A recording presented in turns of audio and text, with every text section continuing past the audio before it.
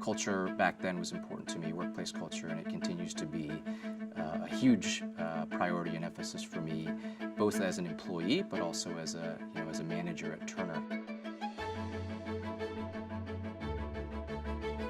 Both my parents are from Michigan. That's what I consider my family home. And then middle school, high school, and college in Raleigh, North Carolina. I would describe my college career as one of a lot of fun.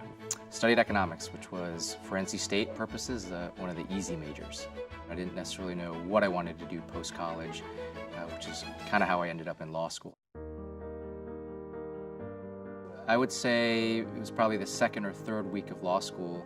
I had the oh no moment where I didn't know exactly why I was there. Once I started asking questions and looking around, I realized that it has a healthy number of graduates who are in corporate roles, who work in sports, who work in media, who work in entertainment, in non-legal roles. So that kind of became my path pretty quickly.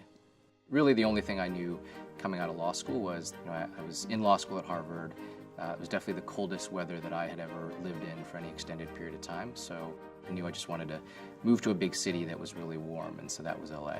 After a couple years of working at this law firm at LA, one of the partners was asked to go run corporate development and business development at AOL. Luckily asked me to join him. AOL and Turner were actually part of the same company as AOL Time Warner, so I definitely had almost like a practice run with Turner for some years prior to it. When I win the lottery and retire from Turner Sports, I think the only thing that I want credit for is bringing down the dress code. I think we're a lot more casual in 2018 from a dress perspective than we were in 2008. Probably the largest challenge that any of us have is patience, is needing to have patience, because I think each of us that works in media probably has an inherent amount of impatience for being able to take on more responsibility, being able to advance in your career. But I think sometimes having and exhibiting patience is often what's required and what ultimately will pay off in the long run. For those who know me, I am definitely big on EQ, so emotional quotient or emotional intelligence.